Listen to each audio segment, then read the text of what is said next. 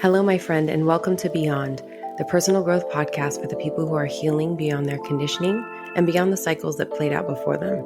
My name is Katie Lynn, and with 20 years of experience in the field of psychology and human behavior, I am bringing my natural curiosity, expertise, and personal life experiences here for discussions that are guaranteed to be informative, inspiring, and entertaining. I'm glad you're here. Let's get started.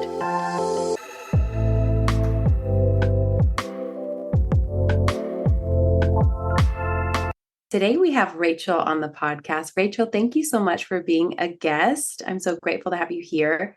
My question for you is, where would you like to begin? I think the place that I'd like to begin, first of all, thank you so much for having me on the show. My pleasure. But the place that I would like to begin, I'm always called to childhood whenever I think back on my story. And it's because I connected a lot of the dots in my life to specific instances in childhood. And when I think about this pattern in my life of fearing failure, as much as I tell myself that I'm not afraid of it, it's more like this deep-rooted subconscious thing. And I think back to myself as an athlete, and I think back to myself as this highly competitive child. I was in something called junior Bible quiz. I was raised up in a highly Christian family. My dad was a pastor. And so competition was such a main part of my childhood. And with competition, it was always this wanting to be the best and be perfect at things. And I remember I was homeschooled when I was younger, up until 8th grade.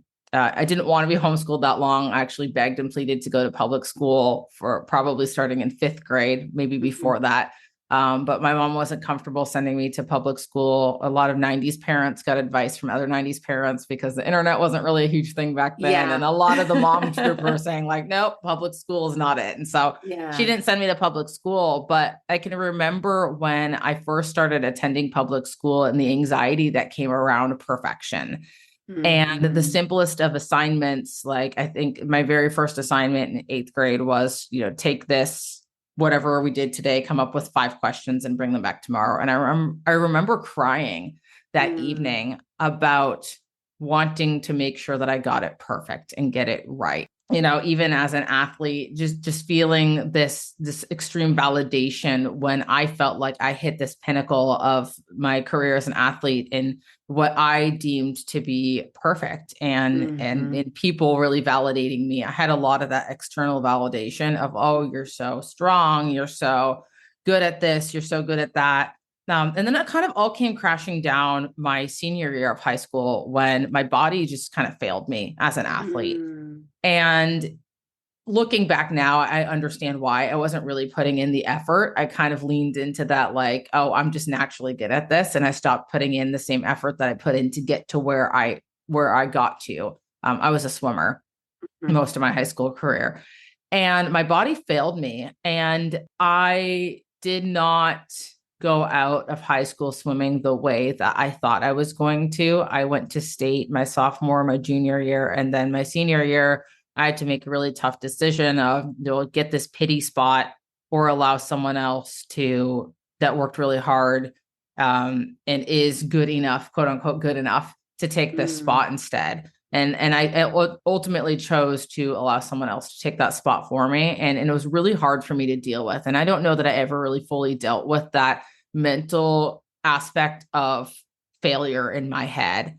Because I kept pushing and trying to make this athlete thing happen and kept telling myself in my head that I was really good. I went on to be an athlete, a college swimmer at the University of Northern Iowa the next year.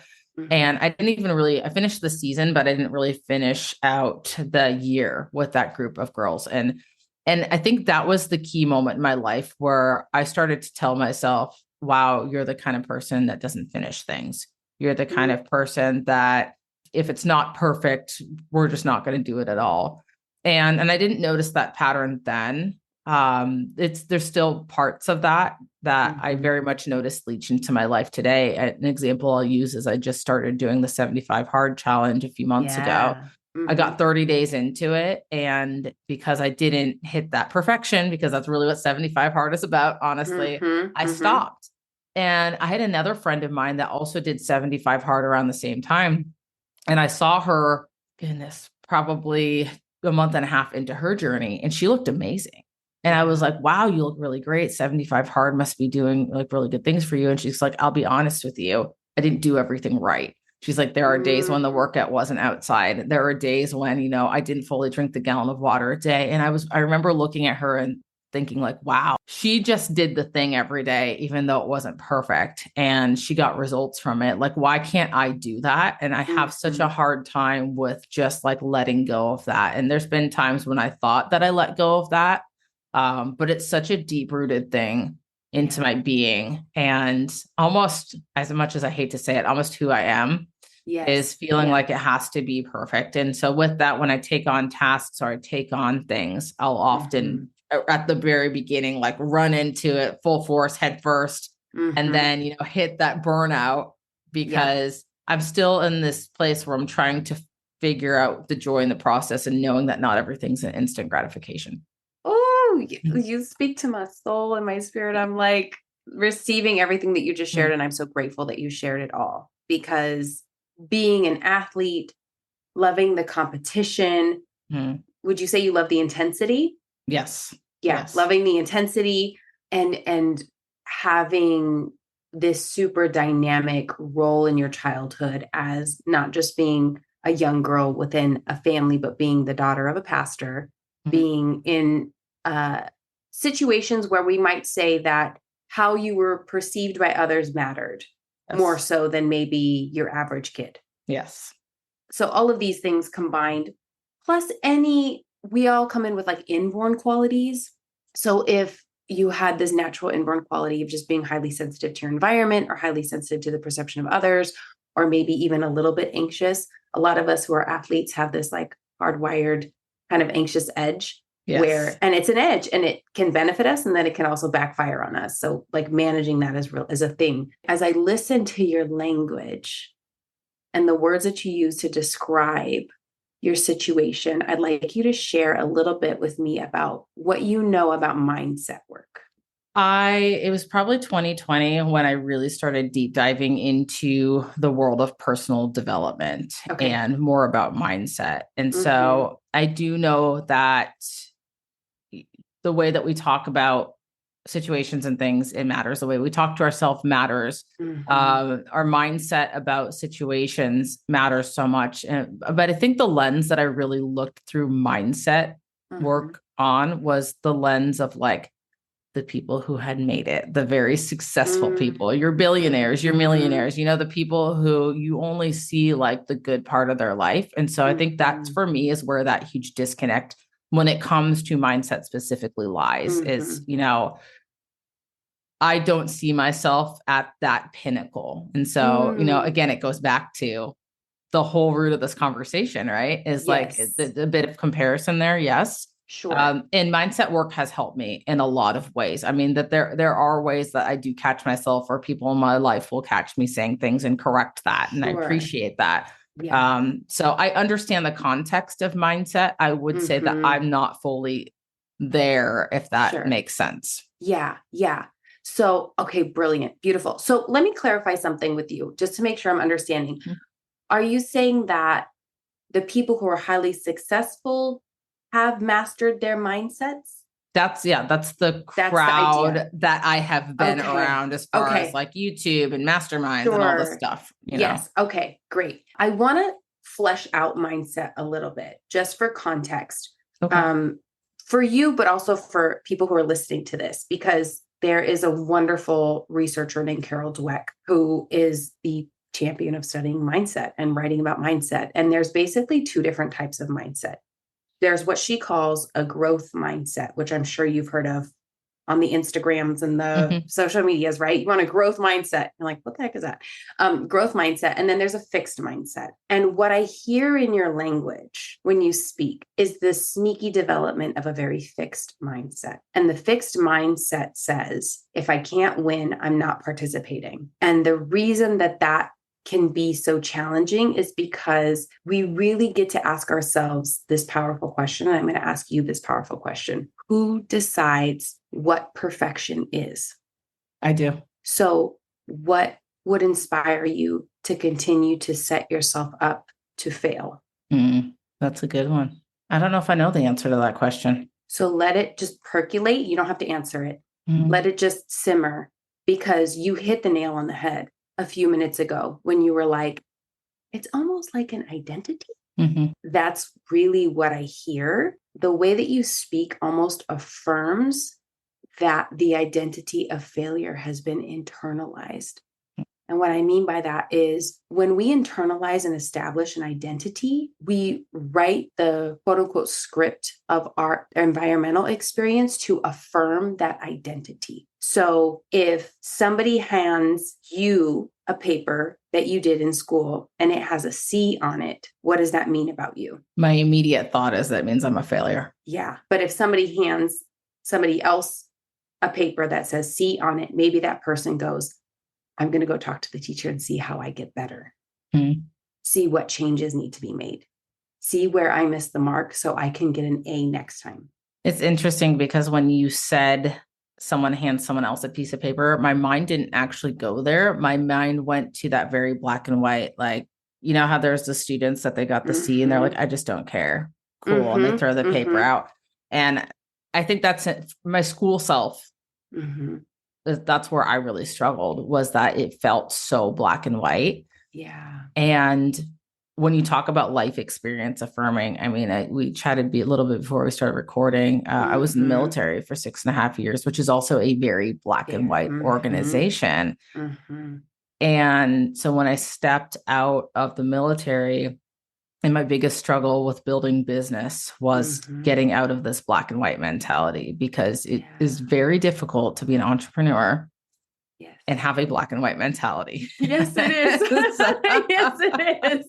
That's why I say, like, it's such a roadblock for me that I know would be life-changing to be able to move past that. But when something is so ingrained, it's like sometimes, like, I don't know that I know how to move past that. Move past what? This feeling of the world's so black and white, and I either have to be this or have to be that. Yeah. You mentioned Carol Dweck. I actually have her book. I haven't read it yet. Maybe that should be the next thing on my list. It's one option for sure. Yeah. But I give that for context because especially those of us, and I put myself in this pool, who are what others might call high achievers, very intelligent, very intellectual. We like to understand things. I want to know why and how and what and where, right? Like I want a 360 view of the whole thing. And so I like to give that context because for me, it makes it more digestible. And it's like, oh, I get it. The light bulbs are going off now. So I share that first. The question that I have that sort of keeps coming back to me is like, when you think about something being black and white, what feeling does that evoke for you in your body? Restriction. And where does that show up in your body? Right. I would say like center of my abdomen. So right below where my ribs end. Okay. Let's just like sort of snapshot that and put it to the side for now, because we're going to bring it back up. Okay. If I hand you a blank canvas and 4 different colors of paint and 2 paintbrushes, and I say, Rachel, paint a picture, what feeling comes up in your body? Bit of hesitation. Where does that show up? That's more in my chest. Anything else? Any other sensations? A bit tense. And where does that show up? That's more in my upper body. I hold a lot of tension in my shoulders when, you know. Yeah. So we have the sensation in sort of the upper belly, right? When you think about black and white. And then we have the sensation in your chest and in your shoulders when we have the more gray, creative, you have freedom. So what scenario brings peace to your body? I would say the most peaceful moments for me are when I become very meditative and I can kind of turn off the world. A lot of times in the nighttime, I'm very much a night owl. It seems like the world has slowed down. And I love those moments where I can just be very internalized with myself and either, you know, throw on some headphones and a guided meditation. It's just me at peace and not having to worry about all the fluff of life. Yeah. And where does the peace show up in your body if you tune into it? In my heart. Mm-hmm. So would you say you have an internal dialogue? Yes, I do. Okay. So my question is, at night, are you sort of taking a break from the world, or are you taking a break from your internal dialogue? Ooh, I'm taking a break from my internal dialogue. Yeah. Yeah. Amazing. I'm grateful that you give yourself that peace. And Yes. there's that distinction. Because I call this the governor. Like a lot of us have this sort of governor archetype that is shouting orders and criticisms and shoulda, woulda, coulda, did I, will I, can I sort of statements.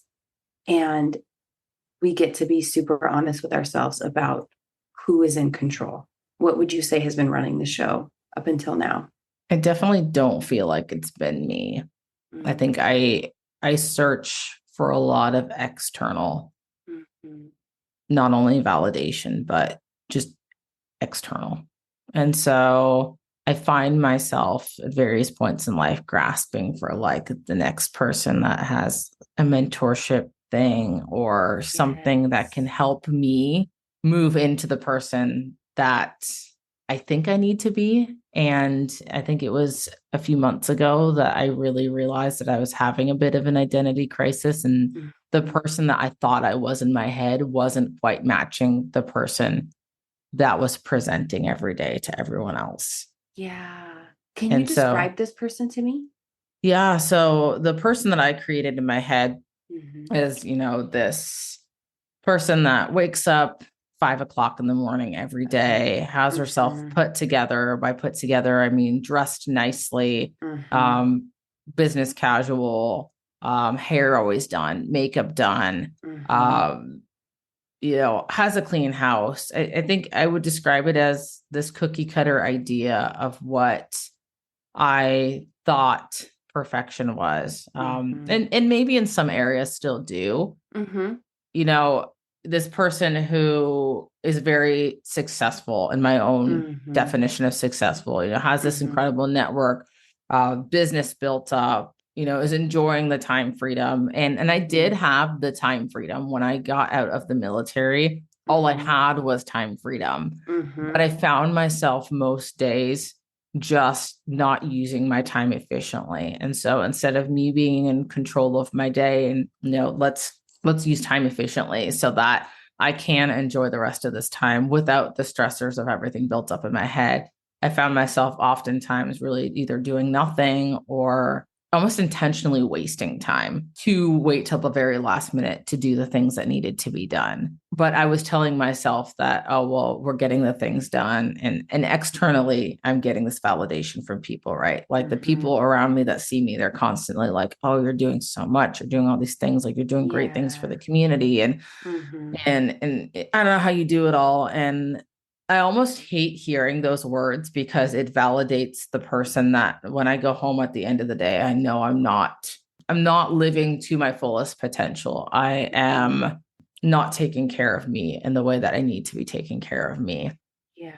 And so I know there's a fine balance between work and self-care and others, and those, I'm sure you've seen like the balance wheels that ideally, everything is like balanced out very well. And for me, they haven't been balanced very well for quite some time, but people don't see that the external validation piece oftentimes just kind of like boosts an ego that doesn't need to be boosted because it's not really helping me.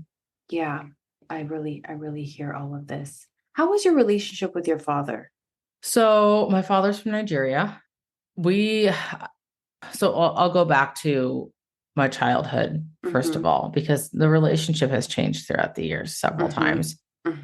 My dad worked a lot when I was younger. And so he was really only in when he was in. And then, he had his time to himself, watched the news a lot. What I really valued the most with my father was the times that he would take me and my sister to the park when we were younger, which wasn't like a regular thing, but there were a handful of times that like really stick out in my mind, and I really cherished those.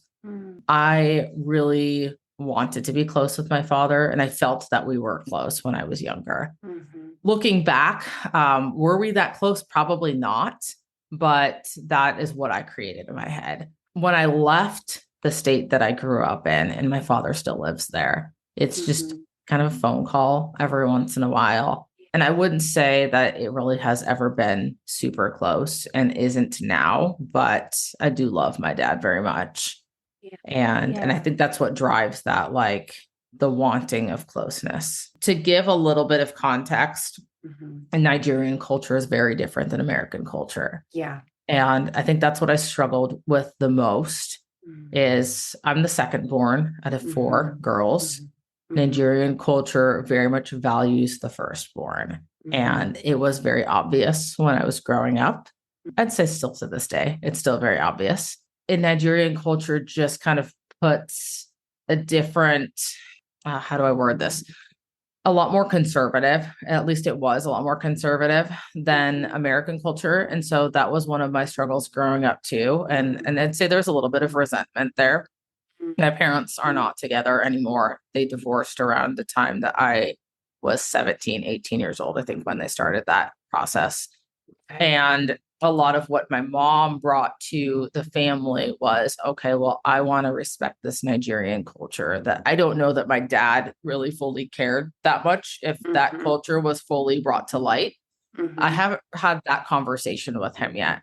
That piece of this Nigerian identity that I very much resented when I was a child because I was a mixed girl growing up in Iowa, which was a lot of white people that made fun of me for that side of me. Yeah. And so I think as a child, I carried a piece of resentment for that.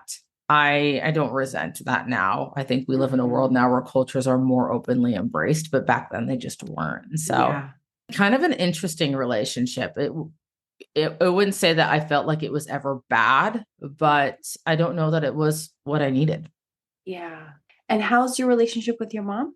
So my mom and I recently started talking 2, 3 years ago after not talking for like 6 years. Okay. And she was very narcissistic when I was growing up. Mm-hmm. And that was kind of the hesitation of reconnecting on that relationship. It was not great when I was a child. And it wasn't my entire childhood. It was, I think, between the chaos of four girls, my mom having to go back to work. And then I've put a lot of puzzle pieces together and talking to her about like why were things this way when I was a child. And she's answered a lot of those questions for me to have a better understanding of this wasn't my fault. Yes. She was in her own crisis mode, and Yeah. I was just kind of seeing the aftermath of that. And so for me, that experience was very healing. Will we ever be super, super close? I don't know. You know, what I saw with my friends in my life and what I saw with other people with their mom, or even I'll use my husband, for example. The relationship that he has with his mom, where they can be more open and have adult conversations together and not feel uncomfortable. I just don't really ever feel like I can have those conversations with my mom because there was so much judgment and discipline and anger behind a lot of those things that like I just needed someone to support me and love me and understand me when I was a teenager and going through these formative years of my life. But a lot of times it was, I don't believe you, or you're in trouble for this. And so that very much shaped a lot of who I am today. Yeah. Was the swim competition where your body, I'm going to use your words, failed you, was that around the same time as their separation? It was a year prior. So my senior year of high school is when my body was failing me. It wasn't working. My hand just couldn't pull through the water like it used to be able to. It just like was not catching water. I still to this day don't exactly know the mechanics behind it, but it was probably a few months later that my mom told me that she was leaving my dad. So very close. Very close, yes. Very close. Okay. Is that interesting to you? It is. Yeah. That's really stands out to me as I listen to the timeline of all of this, and almost like your body felt impending, let's say like fracture to the family, you know?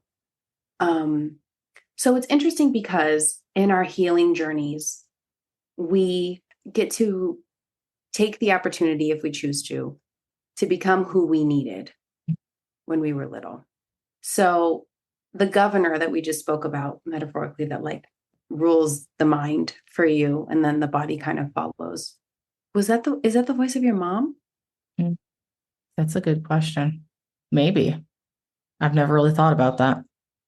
It seems like maybe there's some internalized qualities there. And especially if there was any kind of narcissism or codependency, you're so connected to you, even if maybe that feeling is not there. Because earlier you said, I was kind of having this identity crisis.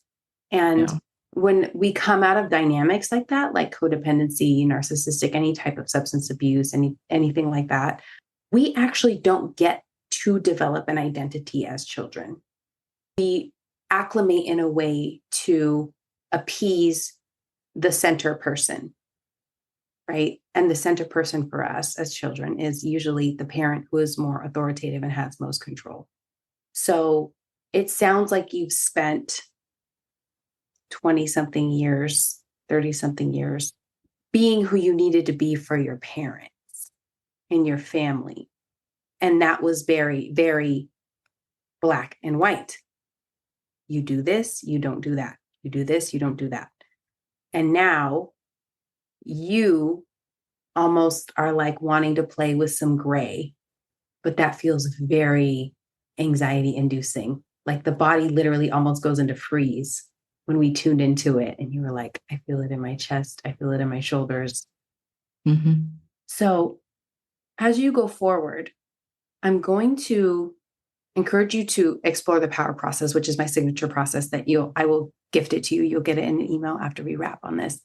But it's an actual 10-minute process to go through and start to untie the bind that the governor has and bring yourself into connection with your body and to really go from the fixed mindset into the growth mindset. The other thing that I would encourage you to do, if you so feel called to, is pursue failure. I have a personal trainer. He's so wise because he caught this in me. And so now, do you know what he does? What's that? He sets up my workouts to failure. I will start a reps on something and I'll say, how many am I doing? Right? Because my brain wants to know, how many am I doing? And he goes to failure. Go until you die. So he says, he's ex-Marine. Yeah. So go until you die. And I'm like, oh my gosh, I just love an outcome.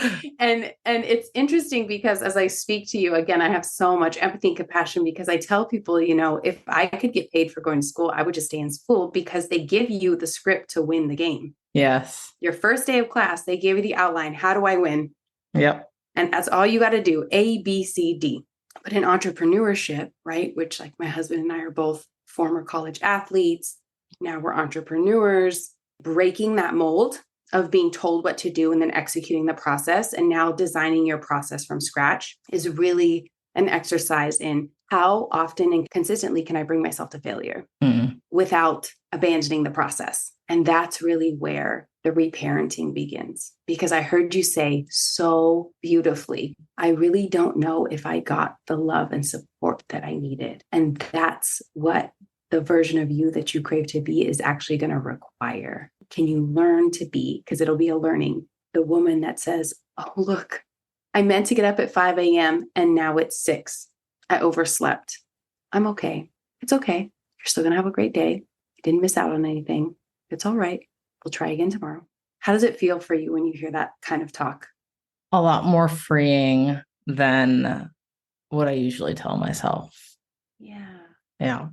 I wanted to bring up one other thing because you talked about my body and this really resonated with me. You talked about my body and my parents' divorce and like thinking about how much my body talks to me. When I was in my last month of my pregnancy in 2021, it was December 2021. I had my daughter January 2022. I got Bell's palsy.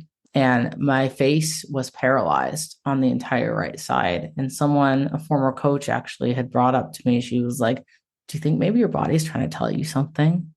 Because I didn't feel like I was living in my purpose. I felt very stuck. Mm-hmm. And she was like, maybe your body is physically stuck because you feel stuck. It very much resonated with me when you said maybe your body was trying to tell you something back then too, because I never put that into perspective. Yeah. I've only known you for the last 40 minutes, but in my time with you, I would imagine that you're very intuitive, and I would imagine that you're very intuitive through your body. The power process that I told you about earlier, it has its roots in different modalities, but what makes it different than your traditional mindset work is there's a body component to it.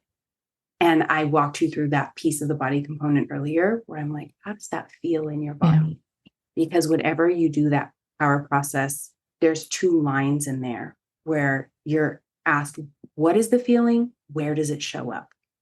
Because for most of us, and again, as women, we're so connected to our bodies. Our bodies are part of our gift.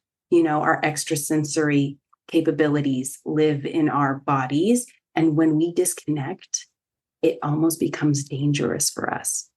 It's less safe out in the world. You'll be encouraged to really feel, what is that feeling and where does it live? As you do it again and again and again, you'll also get to see that your feelings are created by your thoughts, and your thoughts are informed by your beliefs. So when you talked about identity, and I heard you say, do I take the pity spot? And I was like, my body wanted to wince, as I heard you share that, because I was like, that's an interesting meaning to make of an opportunity. It's very telling to me of how you regarded yourself during that phase of life. Yeah. Because I actually do think you see you. I think there might be, happens if she has freedom, what's she going to do? Is she going to go crazy? Is she going to sit on the couch all day? We don't know, right? I don't know. We don't know. Yeah. And that's why one of my invitations is, power process, but also pursue failure. I worked with a mentor once, and he was like, get in a whipped cream fight with your older son. He was like 3. And I was like, excuse me? That's a mess, right? That is a mess. He's like, no, your assignment, right? He loved that language of me because I was responsive to it. Your assignment is to go have a whipped cream fight with your son in the kitchen, laugh until you cry, and make a mess. And I had so much resistance, but you know what? He will tell me about that memory still to this day. And it was so healing because we did. And it was so fun. I also did sit there afterwards and be like, this is a mess. I have to clean up this mess, right? But also, I was okay. Yeah. The fear, and I call these, when I work with my clients, I call them paper dragons. It's just like they feel so daunting. And then you go get up close to them and you're like, oh my gosh, you're paper. What was I running from? Yeah. So, yeah. How does all this resonate with you? I love that you and I relate so much on these things. Mm-hmm. First of all, when you talked about your personal trainer and going till failure, I even felt a bit of resistance when you were like, there's no number. Cause I'm like, what? There's no number. Yeah. There is so much of a bodily connection there. Yeah. I'm really excited to explore more of this with a different perspective than I haven't heard ever. So I'm very grateful to you. Thank you so much. Oh my gosh, my pleasure. Thank you so much. This is amazing. It's going to help so many people. I know it. As we complete this episode, I would love to know your insights, takeaways, and feedback. You can message me on Instagram at Katie Lynn Rojano or send them via email to katie@katielynnrojano.com. Any products or digital downloads I mentioned can be found via the link in my Instagram bio. If you enjoyed this episode, I encourage you to share it with at least one friend and leave a 5-star review so we can get these impactful dialogues into the lives of even more people. I would also like to thank my guest for their vulnerability and generosity in allowing us to learn from them and grow alongside them. Until next time, friends, let's go beyond.